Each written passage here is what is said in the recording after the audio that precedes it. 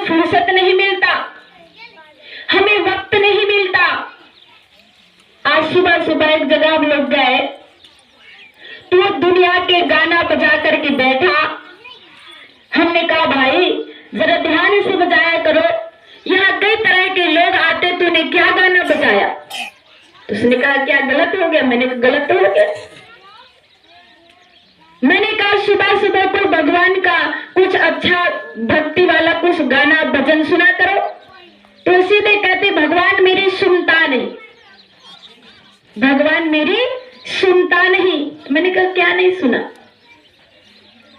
तो कहने लगा कि भगवान मेरी एक ही कामना पूरी नहीं करते। मैंने कहा भाई अगर भगवान तुझे मानव जीवन नहीं देता तो कहीं खूंटे में तो बंधा होता, कहीं गंदी नाली में पड़ा होता। और हमने कहा इसको तू बंद कर और भगवान का कुछ अच्छा सुनना है तो सुन।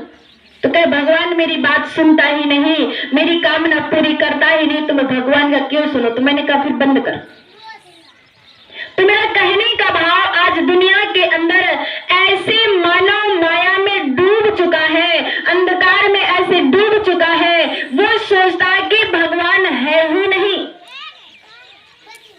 तो आप देखेंगे यदि एक पेड़ है तो बिना बीज का वो पेड़ उगाऊंगा क्या? लगाने वाला कोई नहीं होगा, अपने आप लगा।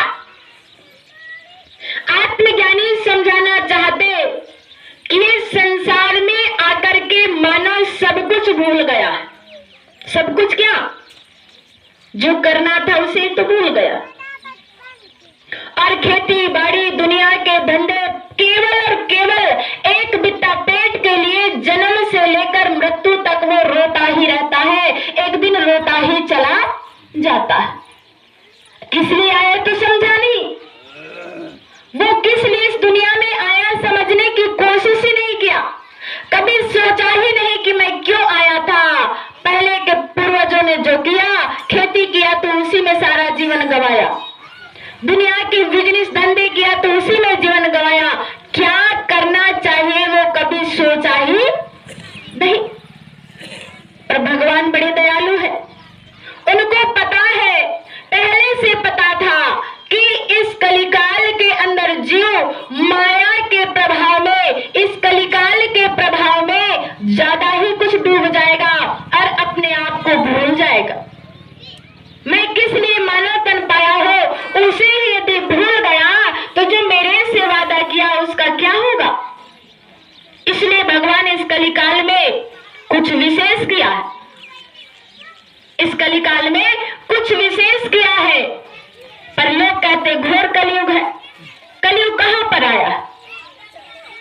पेड़ पौधे भी वैसे ही हैं जैसे पहले थे, इंसान भी वैसे हैं जैसे पहले थे, पशु पक्षियां भी वैसे हैं जैसे पहले था, ये सृष्टि भी वैसे ही है जैसे पहले था। मानव अन्न खाता तो अन्न ही खा रहा है, पशु घास खाता तो घास ही खा रहा है। तो कलयुग कहां पे दिख रहा है? कलयुग तो केवल मानव के अंदर घुसा हुआ है कि घोर कलयुग है। पर हमारे आत्मज्ञानियों ने कहा कलयुग समयुग आने नहीं, जो नर करे विश्वास, गाए नाम गुण गण विमल, भोतर बिन ही प्रयास। कहते हैं मानो कलयुग के समान दूसरा कोई भी युग नहीं था। आप लोग टीवी के माध्यम से देखते होंगे कि और युगों के अंदर अगर कोई भगवान की भक्ति करता तो क्या होता था? क्या होता था? सताया जाता, मार दिया जाता, जिंदा जला दिया जाता, जीते जी काट दिया जाता। फिर भी अगर जिन्होंने विश्वास करके श्रद्धा से भगवान की भक्ति किया तो किया, और डर गए तो फिर डर गए। हिरण्यकश्यप को सब डर डर के हिरण्यकश्यप को भगवान मानने लगे, परंतु जो नहीं डरे उसका ही पुत्र प्रहलाद, उसने तो भगवान को ही याद किया।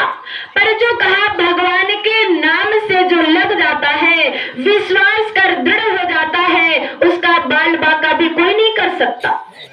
अगर विश्वास हो, आज भी इस कलिकाल के अंदर वही है। पर आज दुनिया के अंदर लोग कलयुग में घुस चुके।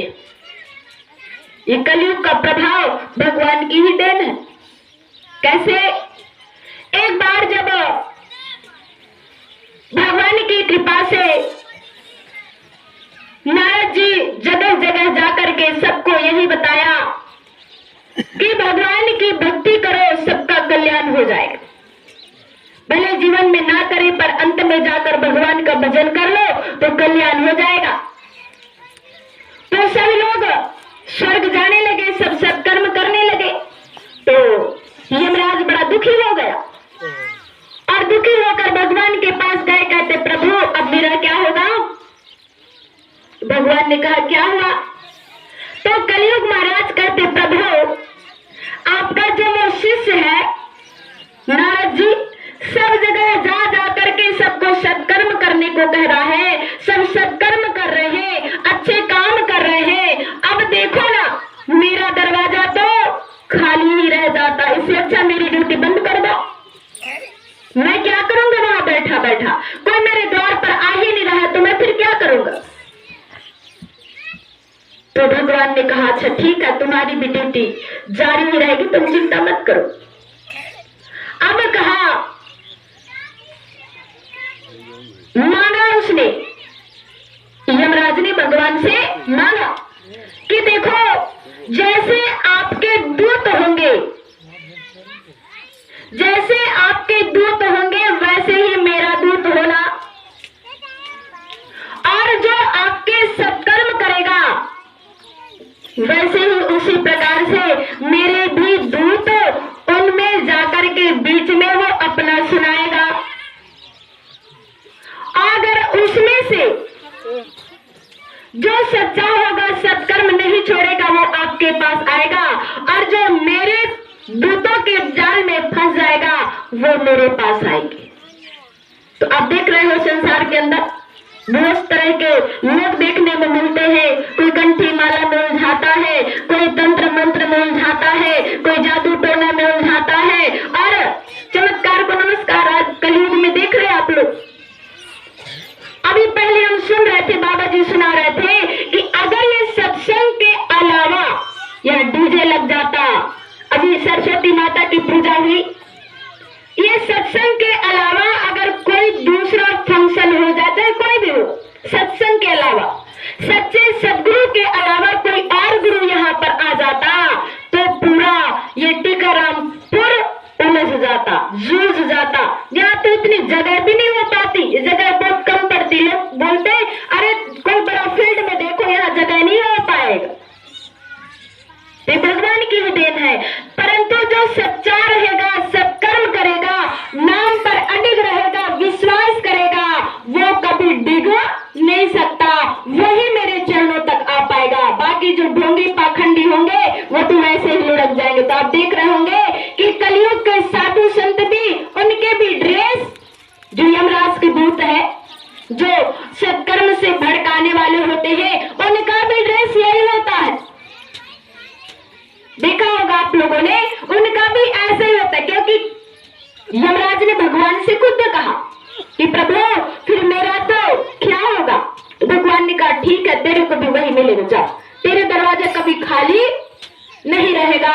तो आत्मज्ञानी समझाना चाहते हैं आज इस कलिकाल के अंदर कि हे मानो कलयुग के समान दूसरा कोई भी युग नहीं था। अगर कोई समझना चाहे, कोई विश्वास करके चले, और विश्वास ही सबसे बड़ी कमाई है। जो विश्वास करके चलेगा उसी का जीवन महान होगा। अगर वो विश्वास है ही नहीं, अपने आप को ही नहीं समझ पाया, तो दुनिया में वो लाखों सब कुछ करता रहे, चाहे दुनिया में वो कुछ भी करे, अपने आप को नहीं समझ पाया तो उसने कुछ भी नहीं किया, कुछ भी नहीं किया, कुछ भी नहीं किया। इसलिए आत्मज्ञानी बार बार आकर कहते कि हे मानव जाग जाओ, ये समय हाथ से निकल जाएगा,